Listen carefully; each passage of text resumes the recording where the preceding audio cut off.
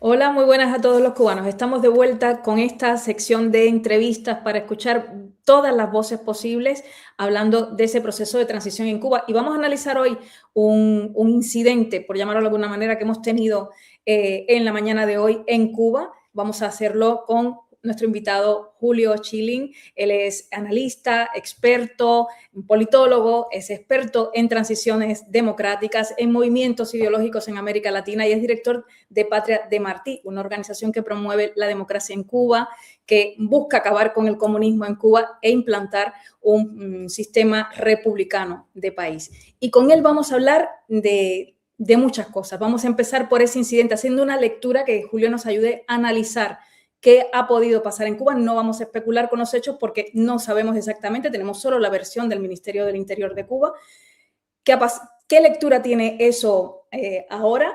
¿Cómo puede influir en todo este proceso de conversaciones que puede estar habiendo o que está teniendo lugar entre las élites de Estados Unidos y el régimen? Y vamos a hablar también de transición, que es lo que nos preocupa mucho en estos momentos. Buenas tardes para ti, Julio. Saludos, Tania. Un placer acompañarte y agradecido por la invitación. Bueno, yo creo que teníamos ganas de tenerte ya por aquí y escuchar tus análisis. Julio, ¿qué lectura tiene ese incidente que hemos tenido o que nos han contado? La prensa te contaba que la prensa europea habla de que Cuba mata a 4 tripulantes de una embarcación civil de Estados Unidos. La lectura es como grandilocuente. ¿Qué impacto puede tener eso en las conversaciones que están teniendo lugar?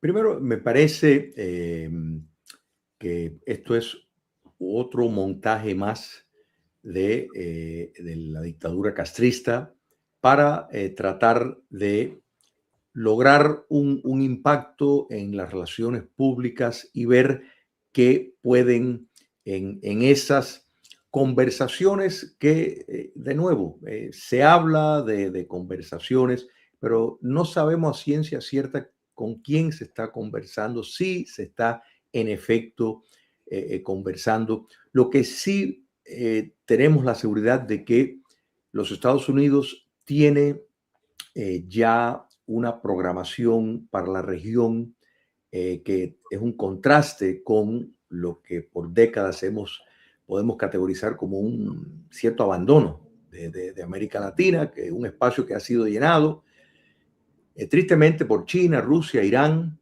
y en cierto sentido Corea del Norte también. Entonces, y por supuesto el castrocomunismo a la cabeza de toda la subversión en América Latina ya desde hace décadas en fusión con el narcotráfico. Entonces, este tipo de noticias desafía la lógica. Primero, los Estados Unidos, o sea, vamos a contrastar la operación del 3 de enero, una operación que podemos decir casi perfecto. O sea, hubo un piloto que sufrió heridas, etcétera.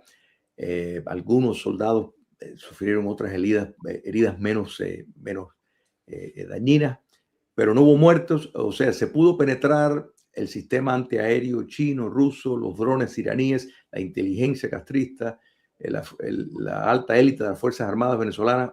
No, o sea, todo fue burlado y neutralizado. O sea, una operación de esa envergadura, los Estados Unidos no va a involucrarse en mandar una lanchita para que la fuerza sumamente inferior del comunismo cubano, pues, los capturen ni nada de eso. Eso es el primer instante. El segundo instante, vamos a suponer, a ver, ¿quién pudiera ser? Los cubanos en el destierro que van a buscar familiares. En este momento sería una locura hacerlo y carece totalmente, de nuevo, de sentido común que eso fuera el caso. Ahora, los montajes que el régimen quiere buscar en esa campaña de victimización que siempre ya nos tienen acostumbrados, son la reina de los dramas, ¿la verdad? Pues eso sí tiene una lógica. Las conversaciones, Tania, si se están llevando a cabo, y digo si se están llevando porque Noto que tienes reticencias, que no tenemos la certeza, no sabemos, nos han dicho, el gobierno ha dicho y el presidente Trump ha dicho que sí, que las hay. correcto, y lo importante es, por ejemplo, hago referencia a algo que dijo Mike Hammer los otros días, que dijo, bueno, estamos hablando, o sea, el hecho de que hay elementos del régimen que están diciendo que no están hablando con ellos, bueno, a lo mejor con ellos no están hablando, pero con otros sí. Esto es parte de una estrategia psicológica en el caso de que fuera imaginario para la élite dictatorial en Cuba, el pensar que pueden estar en comunicación con alguna estructura militar o de la inteligencia dentro de el régimen. O sea, es bastante preocupante porque aquí hay un hecho.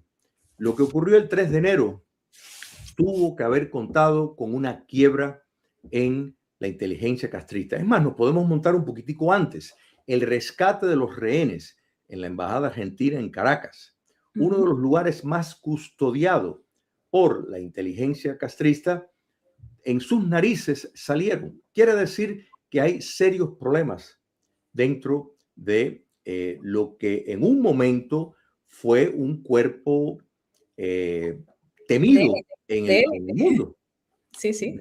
Entonces, quiere decir que esa quiebra, un pronunciamiento de ese tipo, de parte del presidente, de parte del representante más alto de los Estados Unidos en Cuba y de parte del propio secretario de Estado y asesor de seguridad nacional, o sea, un puesto importantísimo dentro de el gobierno norteamericano. Un paréntesis, recordando que en el discurso de la Unión que se escuchó ayer, el miembro del gabinete que el presidente Donald Trump insistió en felicitar, a pesar de todo el apoyo y la relación íntima que tienen con todos los miembros de su gabinete, porque son personas que comulgan ideológicamente con el presidente, se destacó el arquitecto intelectual de esta política hacia América Latina, principalmente Cuba. Quiere decir que Marco Rubio tiene el oído del presidente y me atrevo a decir también en cuanto a Cuba y la campaña para revertir el socialismo en el continente, su corazón y su mente también. Entonces, el régimen está en una posición muy difícil porque si están conversando de parte de los Estados Unidos es conversando acerca de su desmantelamiento. O sea, que por supuesto eso no quiere decir que el régimen con seriedad va a querer hacer eso. De eso no podemos tener la duda. Ellos han hecho el pueblo de Cuba pasar por penurias, demostrando que su prioridad no está en la calidad de vida de los cubanos, porque de haber sido así, pudieran incluso haber imitado otros modelos dictatoriales que han tomado cursos para el modelo económico, China, Vietnam. modificarlo de cierta manera para mejorar esos beneficios, pero como eso pues pondría en riesgo el poder político, gracias a en parte a la nación cubana, y después podemos hablar de eso si quieres, es porque la nación cubana fuera de su territorio, me refiero, es porque su prioridad es la permanencia en el poder. Cuando añadimos ya el estilo de vida, el saqueo del patrimonio nacional cubano por básicamente 20 familias allegadas al poder y sus familiares y más allegados, realmente es un insulto a la inteligencia pensar que hay algún interés en cuanto a mejorar la vida de los cubanos. Pero siempre, Tania, tenemos que mantener en cuenta que desde el 1 de enero el castrocomunismo ha hecho todo una industria perfeccionada de mentir, de engañar, de tener campañas de desinformación. Eso es muy importante porque la desinformación, si nos montamos incluso a la era soviética, fue la mayor penetración que logró en el mundo libre. Y Cuba comunista necesita de esa desinformación porque depende sistémicamente del exterior, sea una potencia extranjera, sea material, sea dinero, sea préstamos, sea inversiones. Entonces, pues necesitan cambiar la óptica y a alguien se le ocurrió en esa estructura dictatorial vamos a hacer este tipo de show montado, pero nadie lo va a comprar y creer, sobre todo dentro de las estructuras del poder de los Estados Unidos. Me quedo con dos ideas. Una, que no tenemos la certeza de que esas conversaciones existan y que podría en cualquier caso ser una estrategia para minar la seguridad que puedan tener ellos. Y luego, ¿qué consecuencias puede tener este incidente allí en Villa Clara? El incidente de estos 4 muertos y 6 heridos. Hay otro herido por la parte de los guardafronteras cubanos. Según dicen, se acercó la lancha de los guardafronteras y los de la lancha de Estados Unidos de Florida abrieron fuego. Llama la atención que los muertos estén del lado de Florida y no del lado cubano, si fueron ellos los que abrieron fuego primero. Pero bueno, eso chispea un poquillo en la historia. ¿Qué consecuencias puede tener ese incidente en los acontecimientos que estamos viviendo? Absolutamente ninguno porque ni los Estados Unidos ni el exilio cubano a estas alturas del juego, teniendo, imagínate si esto fuera un juego de ajedrez o de otro deporte que estás ganando de manera aplastante, vas a cometer un cantinfleo de ese tipo ante fuerzas sumamente inferiores en el sentido de capacidad de inteligencia militar. Por supuesto que no. La realidad es que los Estados Unidos controla la línea de suministro que el castrismo necesita. Recordemos que el petróleo desde la era soviética fue una válvula de vida para el comunismo cubano. O sea, el petróleo no para emplearlo a favor del pueblo cubano, hay que recordar.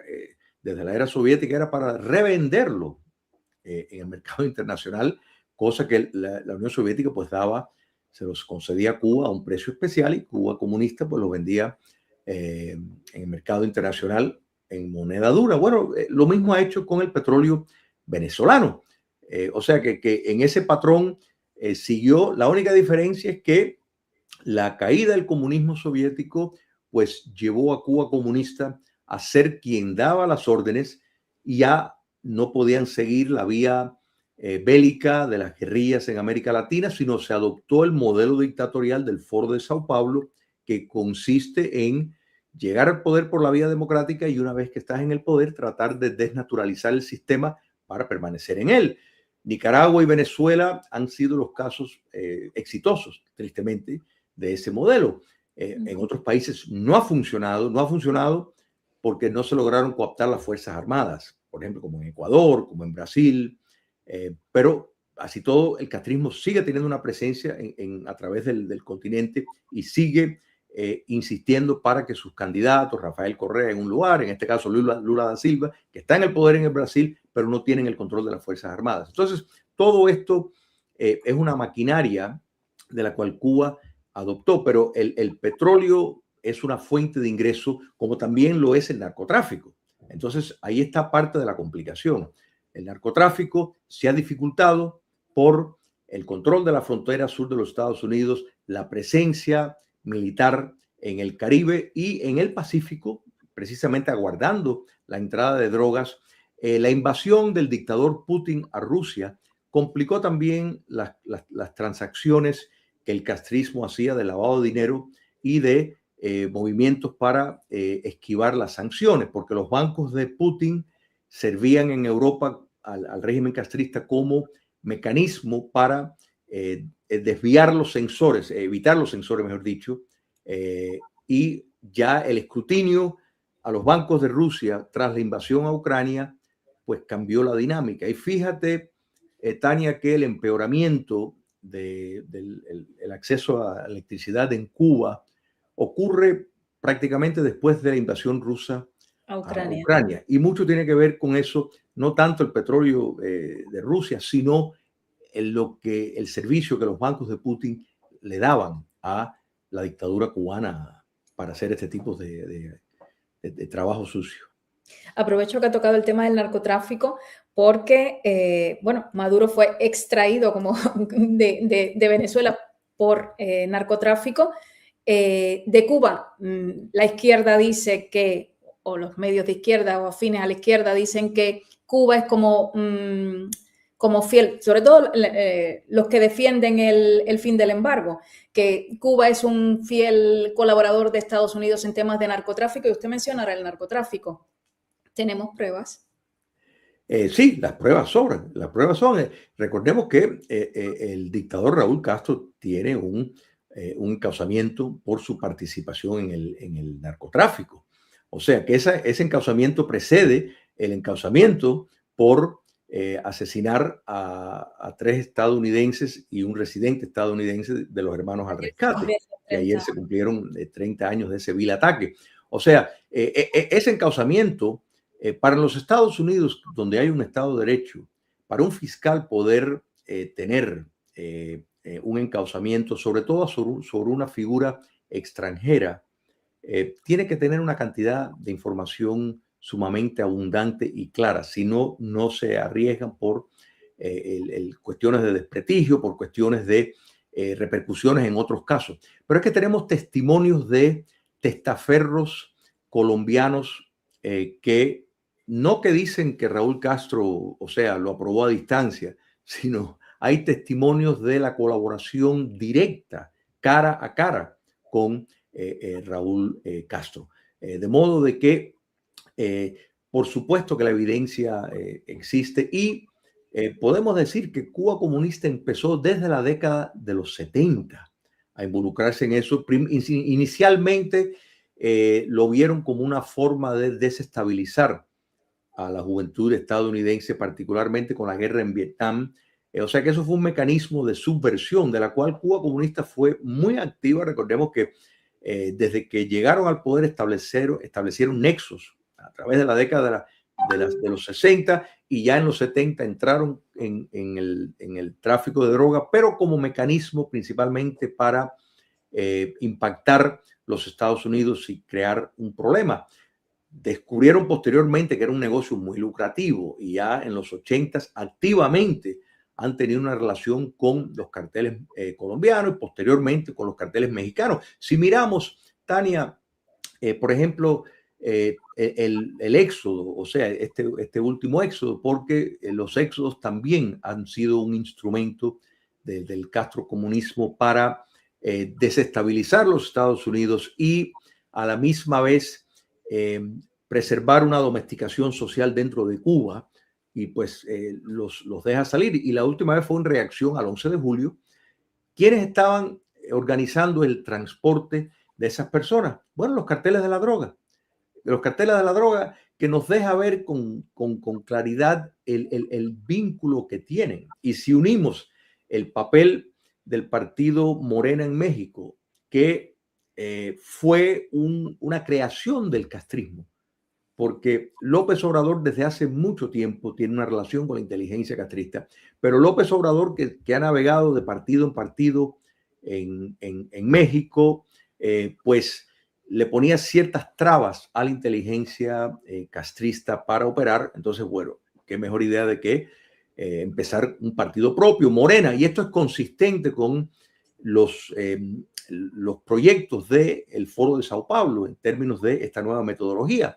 Pues entonces este partido ya, si bien México desde hace tiempo tiene un problema de drogas, ya el vínculo con el poder político, primero con López Obrador y ahora con Sheinbaum, es evidente, y por eso hemos visto, Tania, los Estados Unidos y el presidente de manera muy particular, ligeramente hacer ese tipo de énfasis al gobierno mexicano, señalándole que los Estados Unidos sabe dónde tienen las bases de producción de droga, saben dónde están los dirigentes de los carteles, y si tomamos en cuenta que la categorización de terroristas ya es una etiqueta que la tienen los carteles de la droga, esta última operación contra este señor llamado El Mencho, pues contó con la asistencia de los Estados Unidos. Y yo me atrevo a decir que es muy probable que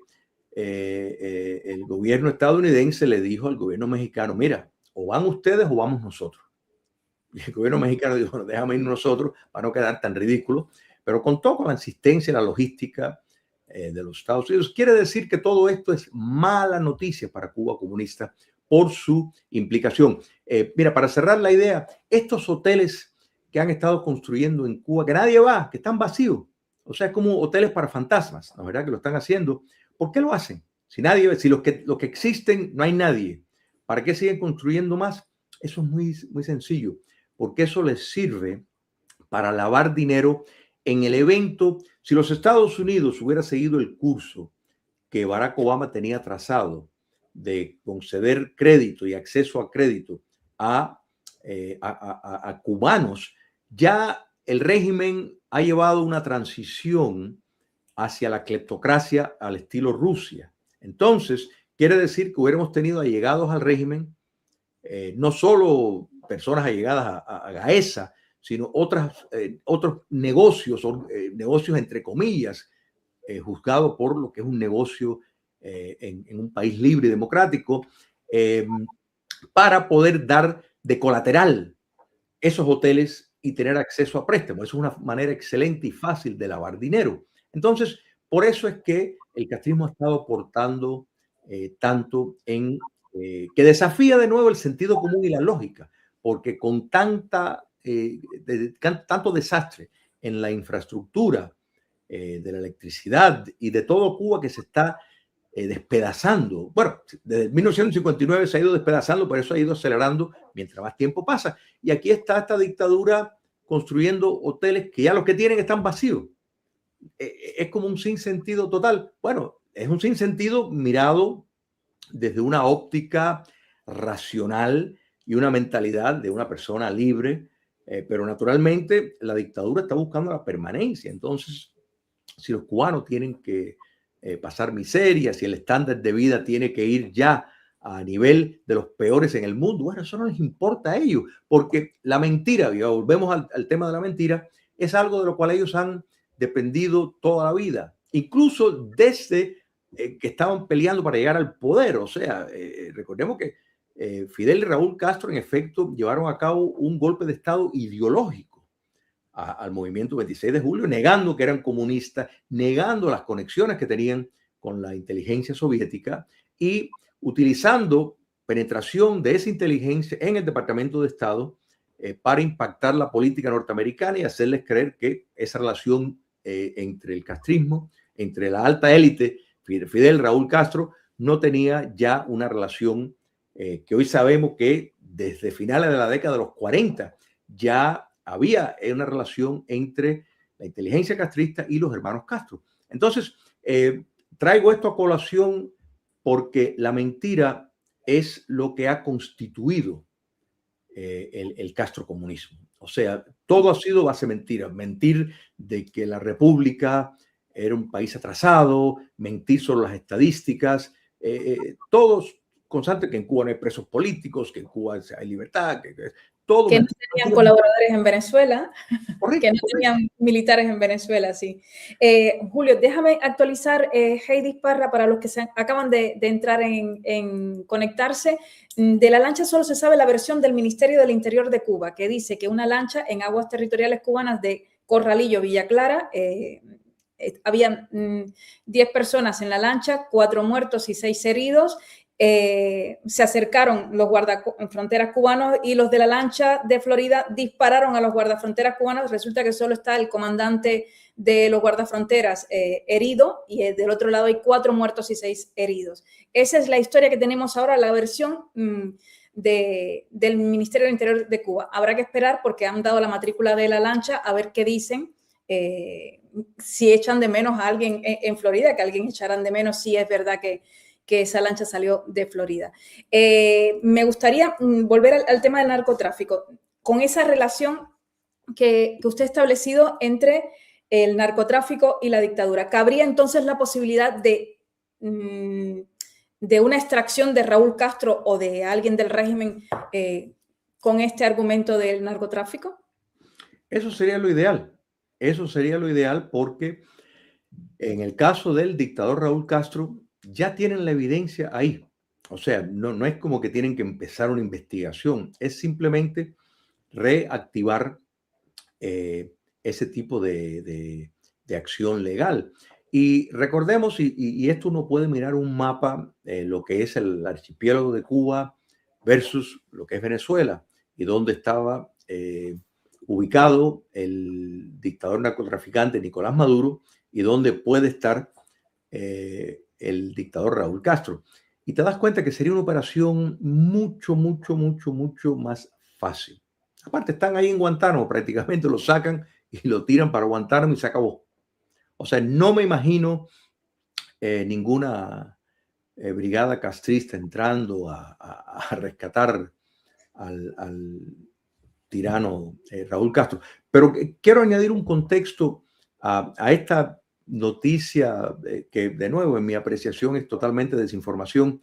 Los Estados Unidos está llevando a cabo una campaña de drones de inteligencia constantemente a través de todas las costas de Cuba en estos momentos. Se le podría haber escapado la lancha esa que va desde Florida, además por Villa Clara. Exactamente. O sea, aquí tenemos todo este cuerpo de barcos de la Marina estadounidense rodeando a Cuba. Tenemos vuelos de drones sumamente sofisticados circulando en todo momento para ver si hay alguna actividad irregular. Y se le va a escapar a los Estados Unidos una lanchita de la cual resulta exitosamente una victoria militar para la dictadura que está totalmente asediada. O sea, esto también tiene que ver una cosa, Tania, y eso es para el consumo doméstico. O sea, recordemos que dentro de Cuba, por ejemplo, en estos momentos, una repetición del 11 de julio sería para el régimen catastrófico. Catastrófico porque si vuelven a reaccionar como reaccionaron, eso podría producir ya una intervención directa en base de ayuda humanitaria que sería perfectamente válida.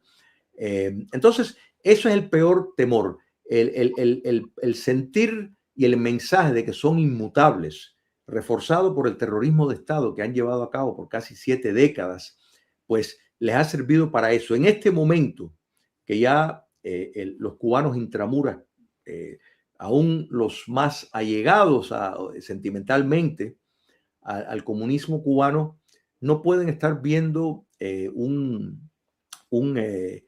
ninguna señal de victoria de parte de ellos. Entonces el régimen necesita algo, siempre ha buscado algo y esto pues le ha dado la victoria, lograron como si en esta lanchita empezaron a disparar. Es como esto, mira, si fuera una película, diríamos, uy, ¿qué película está más mala, compadre? Y recordemos también que aún el hecho de que puedan estar dentro de los Estados Unidos, el castrismo tiene agentes en todo el mundo, incluyendo en la Florida. Entonces, esto perfecto. El hecho de que sea una matrícula y un barco de acá y los cadáveres, bueno, ya eso lo inventaron. Si a sus propios esbirros, cuando el 11 de julio, más de 2 docenas, misteriosamente murieron, ¿no es verdad? O sea, altos oficiales de las Fuerzas Armadas y de la inteligencia murieron de coronavirus, de accidente, de ataque de corazón, de los nervios, de lo que sea. Y murieron y ya enterrados. O sea, uno se enteró ya cuando ya están enterrados, se acabó la cosa. Por favor, o sea, lo que pasa es que cuando un régimen totalitario tiene el poder, llega un momento en que se cree que todo el mundo va a creer sus mentiras. Entonces, como viven a base del engaño, de esa óptica falsa que quieren proyectar, pues es una pretensión que van a tener, que eso va a tener resonancia. Pero intramuros, dentro de la isla, necesitan una domesticación absoluta de la población. Por eso es que no toleran que nadie ponga ni un cartelito, ni que cante una canción que le pudiera molestar. O sea, y estas muertes a lo que me refiero, de los más de 2 docenas de oficiales y exoficiales de la Fuerza Armada y la Inteligencia, es muy probable que expresaron, no estoy diciendo que era una ruptura ni un deseo de producir una revolución de palacio ni golpe de Estado, meramente criticar tal vez el modo que se estaba respondiendo. Ya eso es suficiente para que te eliminen en Cuba comunista. Entonces, esto, o sea, nada de lo que sale de los noticieros de Cuba comunista podemos tomar en serio, porque todo pasa por el filtro político sirviendo los intereses de la supervivencia política. Vimos en los otros días la conferencia de prensa totalmente coreografiada del dictador Díaz-Canel, que decía que era una hora y era otra hora, y queriendo aparentar como que es una conferencia de prensa serio, con todas las preguntas, o sea, las preguntas que habría que hacer a un país en viviendo lo que está viviendo Cuba, no se hicieron. Entonces es como un insulto a la inteligencia de cualquier persona pensante. Entonces ellos podrán seguir manteniendo estas obras de teatro para ver qué impresión pueden tener en intramuros y en el exterior, pero la realidad ya les desafía y les confronta, y están contra un rincón en lo que es una tormenta perfecta en vías de la libertad de Cuba. De acuerdo. Julio, ¿tienes la sensación de que ha habido un poco de desescalada en el discurso? Hemos visto a Marco Rubio, el secretario de Estado en Múnich, hablar ya de un cambio económico. En el caso de Patria de Martí, ¿es eso lo que quieren, un cambio económico con el régimen en el poder? No, o sea, estamos delante. Yo creo que podemos tomar, Tania, el modelo venezolano, porque yo creo que tienen, a pesar de las diferencias, comparten cosas muy similares. Y eso es, uno, cómo logras un cambio de régimen sin tener que utilizar tropas de ocupación estadounidense. Esto es un gran reto, porque históricamente, cuando tú quieres promover un cambio de régimen, tiene que haber tropas de ocupación. O sea, miramos lo que ocurrió en Alemania tras la Segunda Guerra Mundial, la derrota de Japón en ese tiempo, en Irak, el cambio de régimen que se quiso poner. O sea, requieren tropas de la nación victoriosa, aunque sea temporal, pero eso lo requiere. Bueno, aquí se ha tomado el curso de dejar que el propio régimen criminal, ahora me refiero al caso venezolano, se vaya a autodesmontar, ¿no es verdad?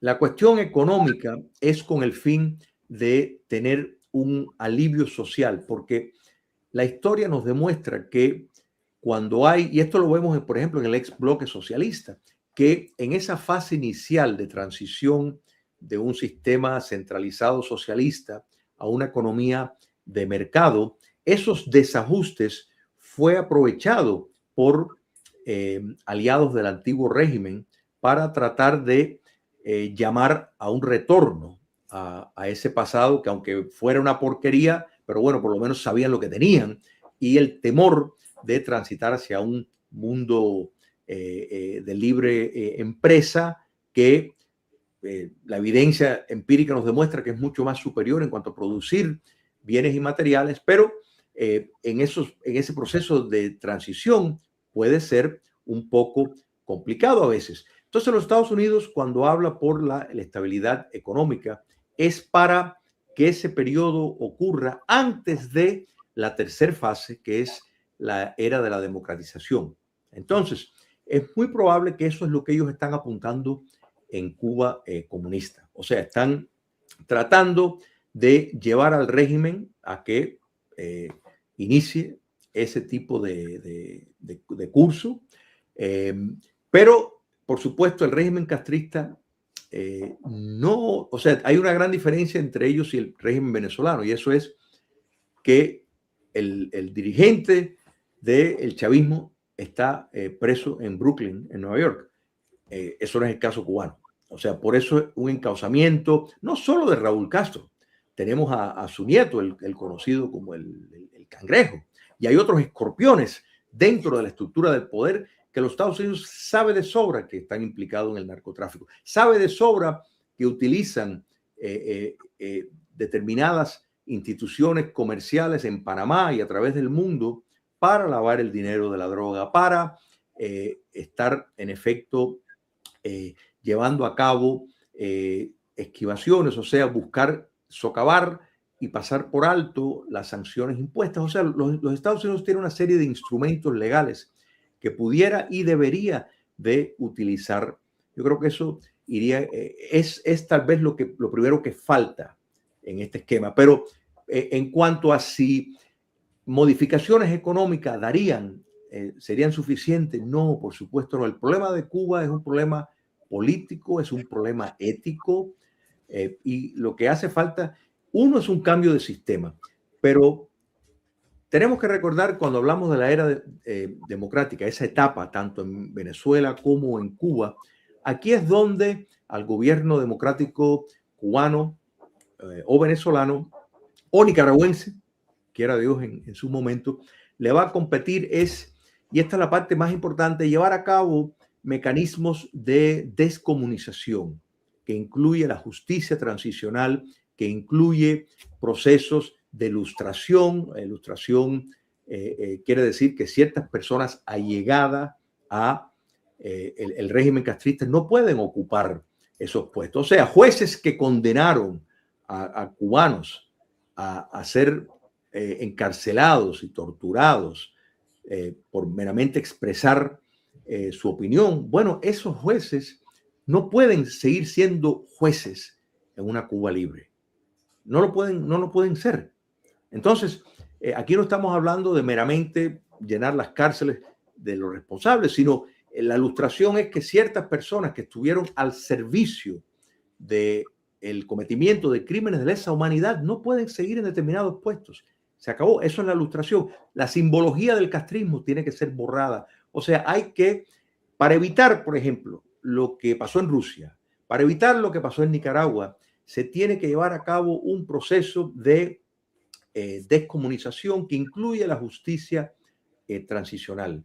Si no hay una rendición de cuenta por lo que ocurrió, Tania, estamos alimentando la impunidad, y cuando se alimenta la impunidad, pues quiere decir que se está estimulando a los malhechores, no solo a que vuelvan al poder, sino que es una corrupción del tejido social de un país si no se lleva a cabo la rendición de cuenta, que es el aliado de la base de un Estado de derecho. Tenemos que ser responsables por lo que somos, y eso es lo que queremos, un sistema que premie nuestras acciones. En el caso de que sean buenas acciones, que tengamos el espacio para crecer espiritualmente, materialmente, pero si se toma el curso de vicios, el curso de hacerle daño al resto de la sociedad, hay que responsabilizarse y tiene que haber castigos. Entonces, esa es la base de una sociedad abierta. Si no, el sistema democrático, el sistema de autogobierno, pues es un instrumento suicida si no se tiene los parámetros para protegerlo. Entonces, tanto en Cuba como en Venezuela, y muchas personas piensan que están mirando lo de Venezuela y les traduce que, bueno, esto quiere decir que esto se acabó y que no va a haber... ¿Te ha gustado lo que pasó en Venezuela? ¿Te ha gustado que Delcy Rodríguez tome de los primeros pasos de ese cambio? Delcy Rodríguez es un esbirro. O sea, Delcy Rodríguez debería en su momento, si permanece en Venezuela en la era democrática, ser investigada, no importa su papel que haya jugado ahora. O sea, yo pienso que Delcy Rodríguez, si fuera y si actuara inteligente, buscaría irse lo antes posible cuando entre la era democrática a un país donde no la van a extraditar.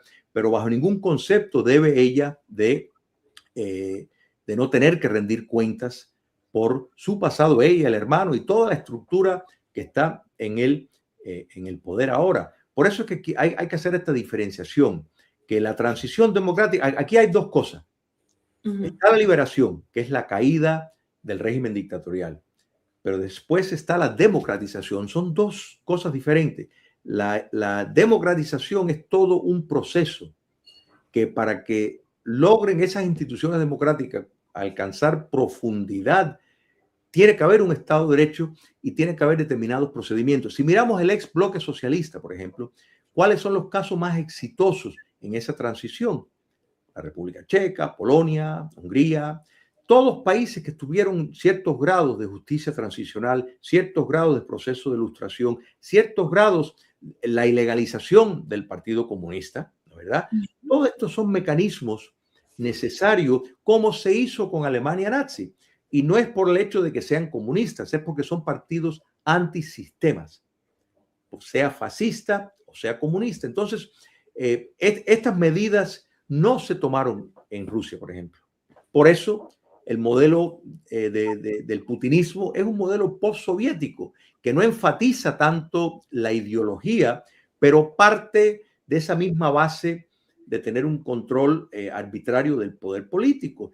En China, por ejemplo, y Vietnam no, ahí directamente han podido hacer esa transición dictatorial reteniendo la estructura del Partido Comunista. En Rusia no lo hicieron porque Yeltsin jugó un papel de querer llevar, y es más, Yeltsin quería llevar a cabo este tipo de procedimientos, de abrir los archivos de la Unión Soviética, llamando la atención a los colaboradores de los crímenes del pasado, y tristemente el Occidente, y incluyendo los Estados Unidos, aconsejaron no hacerlo. Y eso fue un gravísimo error, porque la única manera, o sea, en todo esto, Tania, se está haciendo un juicio moral.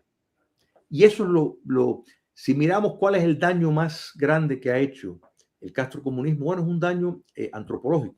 La economía, fíjate lo que es la nación cubana que vive fuera del territorio. No solo en los Estados Unidos, a través del mundo. Es un país con un capital humano rico, materialmente rico, que preserva Cuba, su historia, su cultura, ha rescatado a la nación cubana. Entonces, los cubanos cuando salen de Cuba, la verdad, o sea, que el hombre nuevo, ¿qué es lo que quiere? Irse a la nación cubana en libertad. Y si pueden elegir, vamos mejor a los Estados Unidos. Si pueden venir a la Florida, es como el sueño dorado. O sea, que es trasladarse a Cuba fuera del territorio con el sistema de libertad democrático, pero dentro de cubanos, dentro de esa nación. Entonces, quiere decir que los sistemas sacan lo mejor y lo peor de las personas. Pero ese daño antropológico, si no se lleva a cabo este tipo de juicio moral, de decir, lo que aquí pasó en los últimos 67 años fue malo, se cometieron crímenes de lesa humanidad. Esto hay que decirlo. En Cuba tiene que tener una campaña permanente de museos abiertos a todos los crímenes que se cometieron, los archivos de precisamente todos los colaboradores, todos los que han colaborado en denunciar a personas. Todo esto tiene que abrirse. Y países del mundo, específicamente América Latina, cuyos muertos fueron asesinados por los entrenamientos que Cuba comunista le facilitó, tienen el derecho de pedir extradición de ciudadanos cubanos que estuvieron implicados en ese tipo de cosas. Esto es fundamental para que se cruce un punto de no retorno. Y el modelo, para cerrar la idea, es lo que vimos en Alemania nazi, es lo que vimos en Japón imperial, que se logró no solo desarrollar una democracia funcional, sino tomar las medidas para impedir que regresen al poder. Y aquí no estamos hablando de censura. La libre expresión tiene que garantizarse. Es más, el concepto de democracia militante requiere que se tome estas medidas para protegerse de partidos antisistema que busquen llegar al poder para destruir el sistema. Entonces hay que tener mucho cuidado con eso. Pero en este momento, en lo que estamos viviendo en cuanto a Cuba, el castrismo está apostando para el tiempo, está apostando que las elecciones a mediados de término, pues tal vez vayan de alguna manera hacer una derrota lo suficientemente grande para que el gobierno de los Estados Unidos no pueda seguir esta campaña de revertir el socialismo en el continente, o están apostando que a lo mejor el próximo presidente en el 2028 pues podría no compartir ese mismo pulso, ese mismo sentir de deber de resolver estos problemas que hay que resolver en América Latina. Pero el presidente Trump y muy particularmente el secretario de Estado Marco Rubio están conscientes de eso, entienden la importancia del tiempo, y el castrismo podrá inventar otras obras de estas. En algún momento empiezan a mandar personas para que se vayan tal vez por diferentes vías. O sea, ellos van a seguir buscando una opción B, opción A, opción C, opción D, buscando todas estas alternativas mientras compran tiempo. pero yo tengo que pensar que los Estados Unidos tienen, tanto en el caso venezolano como en el caso cubano, un límite de tiempo para ver el progreso que ellos estiman necesario para lo que esperan. Y no, o sea, me niego a aceptar que dentro de la postura del secretario Marco Rubio, que es el arquitecto de esta política que los Estados Unidos está llevando a cabo, hay ninguna consideración para tener una China tropical o un putinismo caribeño. No me imagino que eso sea. A ratos tenemos la sensación de que, después de escuchar a Marco Rubio en Múnich, daba la sensación de que querían una China o un Vietnam en el Caribe. Pero quiero volver al término descomunización que mencionaba. Por experiencia sabemos que los cubanos, en cuanto cogen el avión y llegan a Florida, odian el comunismo. También va más lento aquí en Europa, pero pasa igualmente. Es un proceso que se pasa. Somos muchos los que estamos fuera. ¿Va a ser difícil romper el muro mental de la gente en Cuba, de los que sí, los perdedores de toda esta aventura? Yo no creo eso, Tani. Te voy a decir por qué. Por el fenómeno y el concepto de nación. O sea, tengamos presente que, y voy a usar aquí algo que dijo un amigo mío los otros días, Frank Rodríguez, y eso es, Cuba comunista, o sea, Cuba es un estado fallido en este momento, pero no una nación fallida. Y esto es muy importante entender. El concepto de nación no requiere territorio nacional. Por ejemplo, tú estás en España, si no me equivoco, ¿no? Sí. Estás en España, pero tú estás viviendo dentro de Cuba. O sea, tú vives la realidad de Cuba. Tú estás en Cuba, más allá de que estés en España. Yo estoy aquí en Miami. Llegué a los Estados Unidos a los 6 años, pero en todo momento he vivido dentro de Cuba. Y no solo cuando viví en el área de Nueva York, viviendo acá, siempre he vivido dentro de Cuba, atento de lo que ocurre dentro de las estructuras de su cultura, dentro de un país al cual quiero, igual que estoy seguro que tú quieres España, pero dentro de ese concepto de nación, el rescate de nuestra historia, o sea, de lo que ocurrió en Cuba. Esto tiene un paralelo con el caso cubano desde el principio. O sea, recordemos dónde es que se funda la nación cubana, dónde es que se organiza la guerra de independencia, fuera de los estados, fuera del territorio nacional. O sea, nuestros próceres, Varela, Martí, Maceo, todos vivieron fuera de Cuba. La guerra de independencia se organizó en la ciudad de Nueva York. O sea, quiere decir el papel del exilio dentro de la historia de Cuba es un caso bastante sui generis y tiene unos rasgos muy diferentes a, por ejemplo, el caso chino. Por eso el modelo chino logró ser exitoso, porque el dictador Deng Xiaoping logró traer inversiones de Hong Kong, de Macao y de Taiwán cuando el modelo chino se estaba iniciando. El caso cubano no ha contado con eso, porque la nación cubana se trasladó, pero se trasladó con pleno entendimiento de que estaban ahí por razones de exiliados, por cuestiones políticas, incluso generaciones que crecieron bajo el comunismo, supuestamente, ¿no es verdad? El hombre nuevo, el producto del adoctrinamiento y esto, y nada que ver. Esto lo vemos ahora dentro de esa juventud cubana.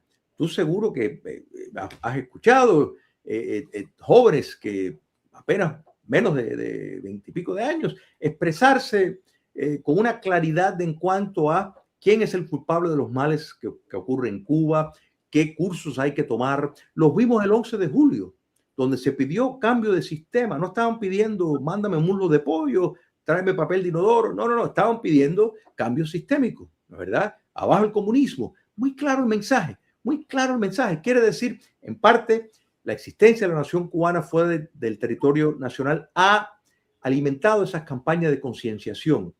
La cívica que no se enseña en Cuba intramuros ha continuado en Cuba fuera del territorio nacional. Por eso no parte de cero. Y voy a usar una analogía que la he usado repetidas veces El caso de Alemania Oriental y Alemania Occidental, dentro del contexto cubano, tiene una validez, porque la nación cubana que vive fuera del territorio, si lo fuéramos a medir en términos del Producto Bruto Nacional, produce 9 veces lo que produce la isla de Cuba, en capital humano, en el desarrollo dentro de la modernidad y dentro de una sociedad libre y democrática. O sea, hemos ejercido la democracia. Tú lo has vivido en España. Quiere decir que no es que empezamos con un primitivismo de desconocer totalmente lo que ocurre, ni es una imposición. Creo que los derechos humanos son una manifestación de algo mucho más grande, que son los derechos naturales, derechos que nos dio Dios. Yo creo que hay valores esenciales que tiene cada ser humano, aún los que han vivido o viven en cautiverio. Entonces, quiere decir que Cuba no parte de cero, porque la nación cubana se ha trasladado, pero no se ha perdido. Y por eso, no solo en el sentido material, que de nuevo es un gran beneficio para lo que es Cuba intramuros, que la nación fuera del territorio tenga ese poderío económico y político. O sea, Tania, ¿quién está dirigiendo la política de relaciones exteriores de la nación más grande del mundo? Un cubano americano. Pero no solo un cubano americano que piensa lo mismo que él pensaba cuando inició su carrera dentro de una ciudad pequeña en el condado de Miami-Dade. O sea, busquen los discursos de Marco Rubio de 20 años atrás y van a encontrar que tenía la misma línea, el mismo entendimiento de la naturaleza del mal, el mismo apego y la misma conciencia de que el amor a este país pasaba por el filtro de pertenecer él a la nación cubana. Y esto es muy importante. Esto es muy importante. Y ese es el arquitecto, el autor intelectual de la política hacia Cuba, de la política hacia Venezuela, de la política hacia América Latina. El destacamiento del presidente Donald Trump en el discurso de la Unión, del Estado de la Unión, nos deja ver la enorme apreciación que tiene el presidente estadounidense, que no es un presidente convencional, pero sin lugar a duda destacó ese papel. Entonces, lo que quiero decir con esto es que de una forma tal vez desproporcional, los cubanos y cubanoamericanos, particularmente en los Estados Unidos, tienen una influencia extraordinaria. El castrismo se ha quejado de eso y sus aliados han hecho nota de eso. O sea que Cuba, a pesar del daño antropológico que se ha hecho, no parte de cero, y la cultura es dinámica. Y sí creo que dentro de un sistema, por eso es importante que tengamos las herramientas de proceso en vigor para asegurar que los carriles quedan establecidos. Esa misma sociedad que ha sido lastimada antropológicamente va a responder muy favorablemente cuando hay un sistema, un Estado de Derecho en que se puede creer, cuando ven que hay rendición de cuentas.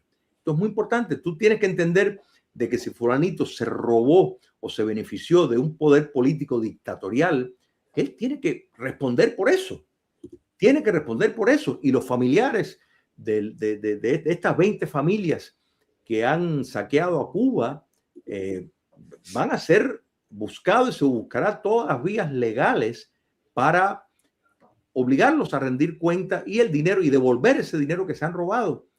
Porque esto es esencial para entender de que la ley llega y hay que cumplir con la ley. Este concepto en una Cuba, yo no he visto nada en los cubanos que he conocido recientemente que a mí me convence que no son capaces de ser dueños de su destino, de vivir en libertad y poder adaptarse perfectamente bien y aportar al sistema democrático. Así que yo estoy muy optimista por todas estas razones largas que te he dado, pero muy optimista por la Cuba de mañana.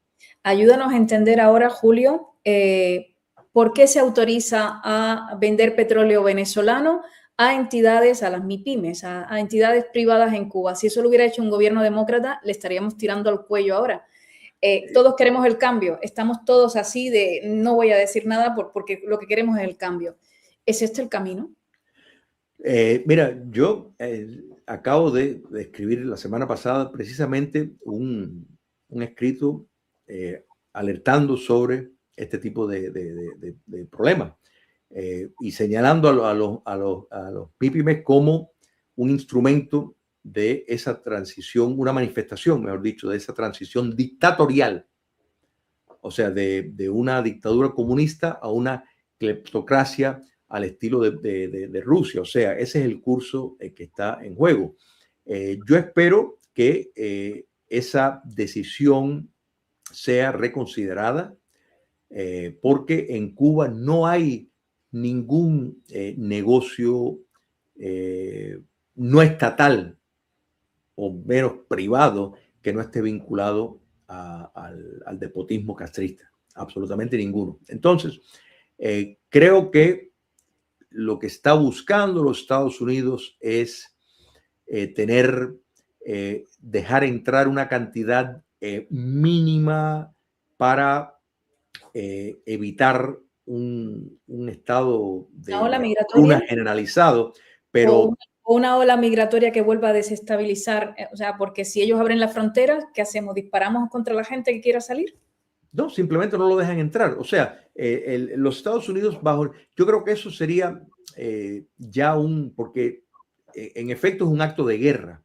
Entonces, eh, si el comunismo cubano tomara esa ruta, como tomaron, por ejemplo, en reacción al 11 de julio, para nada más que nombrar la última oleada, o sea, eso fue una forma de no solo buscar la solución a una explosión social, sino un mecanismo para desestabilizar los Estados Unidos y también para trasladar la fuerza de mano de obra al exterior, ya que ellos son incapaces de poder producir las condiciones para que un cubano dignamente se gane la vida, pues prefieren tenerlo fuera con la idea de, o sea, este es el sinopsis castrista, si están fuera, van a mandar dinero, es una entrada de dinero que cae del cielo porque no tienen que proveer ningún servicio y tienen una entrada de dinero, uno, dos, para que quieran venir a visitar a los familiares. Bueno, como la dictadura controla quién entra y quién sale, pues claro, va a condicionar determinado silencio o autocensura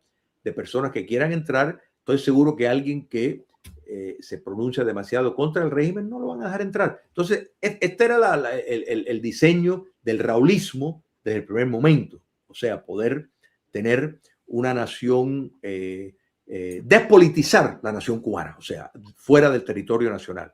Eso es lo que el raulismo quiso hacer, despolitizar, o sea, separar todo conciencia política y moral de la nación cubana y que nada más que vieran esto como una cuestión nostálgica, regresar como pretender blanquear los crímenes de lesa humanidad que han cometido y que siguen cometiendo, pero como ellos controlan quién entra, quién sale, esto fue el diseño. El problema es que el tiro le salió por la culata. Entonces, lo que está buscando los Estados Unidos es, por vía del petróleo, evitar tal vez la hambruna.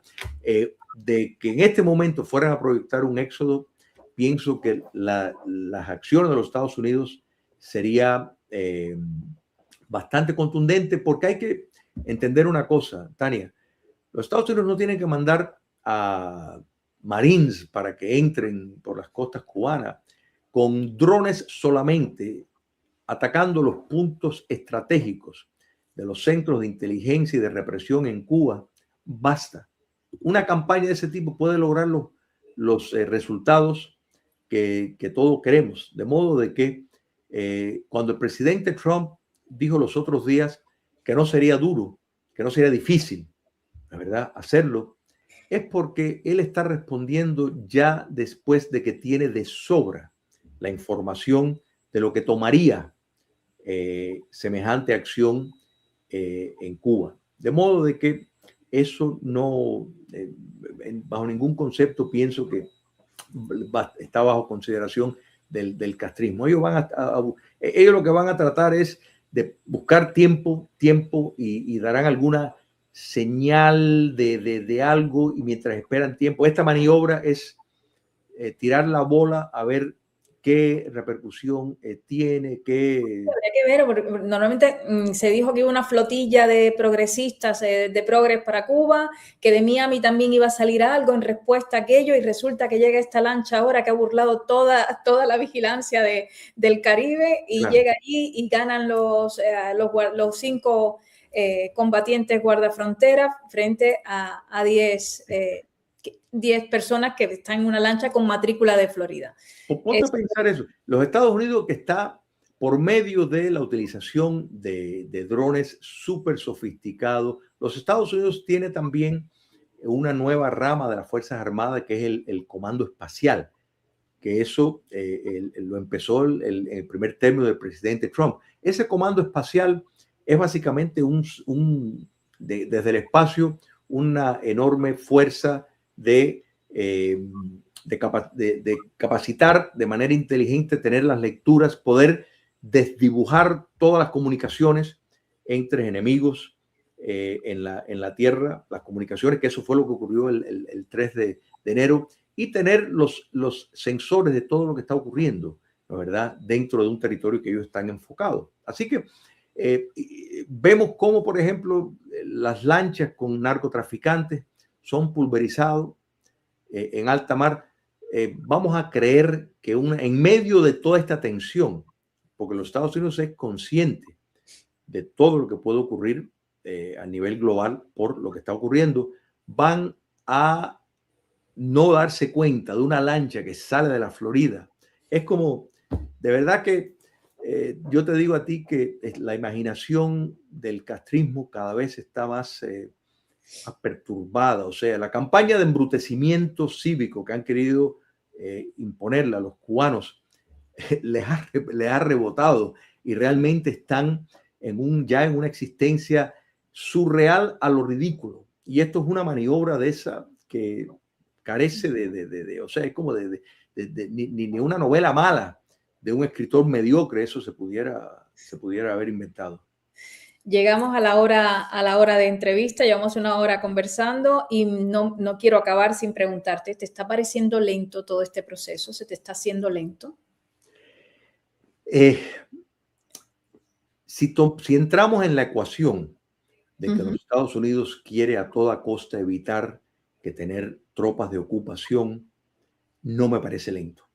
Si pudiéramos descartar y los Estados Unidos y los estadounidenses estuvieran dispuestos y tolerarían y apoyarían una fuerza de ocupación, pues sí, me parecería que va lento. Pero recordemos que en los Estados Unidos hay elecciones a mediados de término este año. Las elecciones a mediados de término históricamente significan para el partido que controla la Casa Blanca una pérdida de escaños en el Congreso. Ese ha sido el precedente histórico y no sería inteligente para los Estados Unidos tener tropas de ocupación, porque eso sería utilizado por los enemigos de la libertad, los amigos del comunismo cubano y el socialismo continental, y el partido de oposición, quien controla en estos momentos, tristemente, ese partido que tiene una historia muy digna y figuras muy elevadas años atrás, ya hace tiempo que eso no ocurre, pues entonces no sería lo más sensato. Pero tomando en cuenta que esa sería la última opción, tropas de ocupación,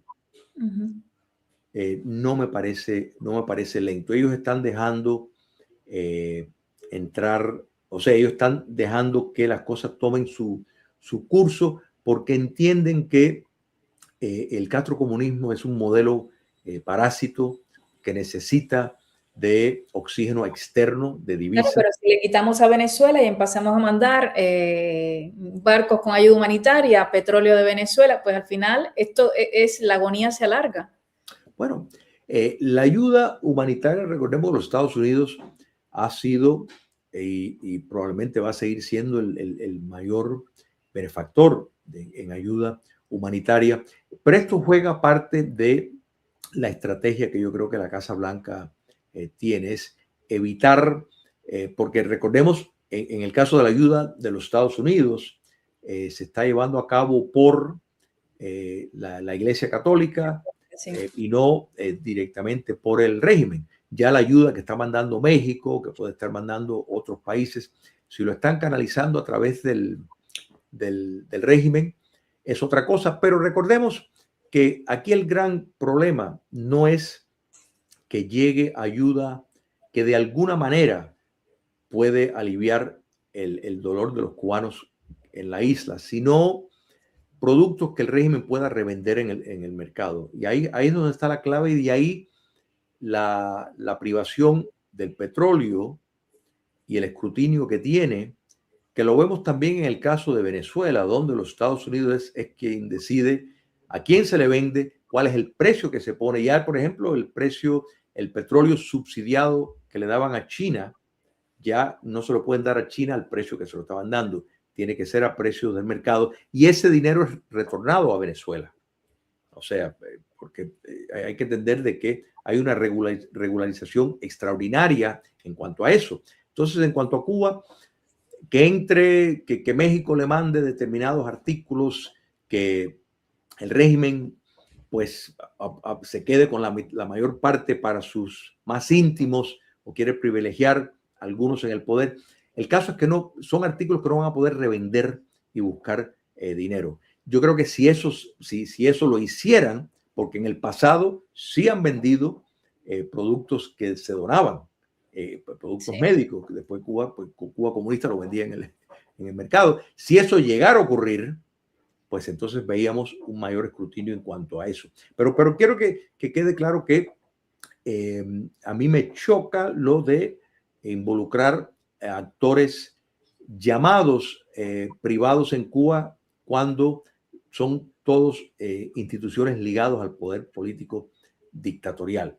Entonces, yo no creo que eso escapa al conocimiento de los Estados Unidos, y más bien están buscando preservar un mínimo estándar de vida para evitar una crisis aún peor de la que está. Crisis, valga la pena recalcar, y yo sé que tú estás plenamente consciente de eso, crisis que empezó no desde el 3 de enero, sino esto lleva muchísimo más tiempo. La basura lleva décadas, el problema de la basura lleva décadas, Cuba despedazándose lleva décadas, en fin, el caos tiene su causa política, que empezó el 1 de enero de 1959 y progresivamente se ha ido poniendo peor y peor y peor.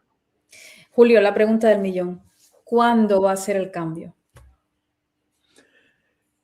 A ver, yo te diría de 1 a 5 años, definitivamente aquello se cae. Yo sé que te estoy dando. Pero Mike Hammer dijo en una entrevista aquí en España que este año tendríamos un cambio histórico. Y yo respeto muchísimo la opinión. Fíjate que te dije de 1 a 5 años. Yo prefiero dar un pronóstico. En lo personal, yo me estoy preparando para el traslado a Cuba cuando se caiga el régimen. Pero entiendo que al presidente Trump le quedan 3 años en la Casa Blanca. No creo que él se va a ir de la Casa Blanca sin que ya esté lo suficientemente fundamentado el cambio de régimen en Cuba. Ahora, aquí el gran problema, y de nuevo, es que estamos frente, mejor dicho, a una política totalmente innovadora que no se ha puesto en práctica, y eso es cómo facilitar un cambio de régimen sin tener que tener tropas estadounidenses.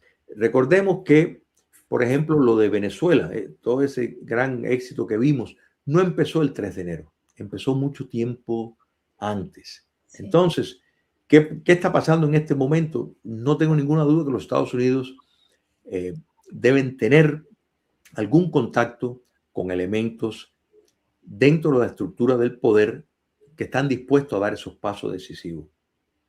Pero hay que entender de que el castrocomunismo también entiende eso, y debe tener la contrainteligencia a full, tratando de ver quiénes quiénes son, quiénes pueden ser. Entonces, muchas veces en estas cosas, lo que se compra, el castrismo está comprando tiempo, por un lado, pero los Estados Unidos también en vías de asegurar una ruta lo más seguro posible. El 3 de enero estaba en la pista de despegue semanas antes, por no decirte ya par de meses antes, pero se esperó la ocasión perfecta. O sea que se unieran una serie de factores para decir, ahora es el momento. Yo creo que ese es el caso en Cuba también. Y creo que deben estar trabajando con también contactos alternos dentro de la estructura del poder para ver cuál es el más confiable, cuál es el más seguro. Los Estados Unidos no quiere dar pasos a medias. Entonces, sí estoy convencido que antes de irse el presidente Trump, eso será el caso. El pronunciamiento de Mike Hammer, de nuevo, él debe tener información bastante privilegiada, pero tenemos que entender también otra cosa, Tania, que en esto hay una guerra psicológica. Hay una guerra psicológica y colócate tú en la mente, aunque eso sería algo muy indeseado, no te deseo eso, pero bueno, estar dentro de la cabeza de los testaferros de esa ruin dictadura al escuchar el alto oficial de los Estados Unidos en Cuba decir que no pasa en el 2026. Lo primero que te viene a la mente es qué saben ellos que no sé yo, qué información tienen ellos que no sé yo. Entonces, todo eso juega y tiene un impacto tremendo en lograr los eventos que queremos. Y a veces nos parece que son meramente palabras en un vacío o, como se dice en inglés, wishful thinking, pero no necesariamente forma parte de una estrategia pensada que tiene un impacto en el enemigo, en este caso, la dictadura castrista, y tiene un impacto también en el pueblo de Cuba, de esperanza, de decir, queda poco, sí. Vuestro calvario le queda poco. Y eso hay que felicitar. Yo creo que Mike Hammer está haciendo un trabajo extraordinario y hay que felicitar lo que está haciendo, pero el optimismo que tengo es fundamentado en lo que estoy viendo y, por supuesto, en la fe en Dios de que todo en su tiempo. Pues vamos a dejarlo por aquí, Julio. El hecho del incidente de la lancha nos ha cortado un poco el tiempo porque queríamos hablar contigo de cómo montar la transición. Espero que vuelvas por aquí. Cuando tengamos alguna otro pie forzado que nos dé, hablamos para tocar ese proceso de transición de una vez que haya pasado lo que tiene que pasar, ¿qué hacemos? Cómo no. Queda a tu disposición, Tania, y reitero lo que te dije, te felicito por el trabajo que estás haciendo. Muchas gracias y muchas gracias por estar en Cibercuba. Gracias a todos por estar conectados.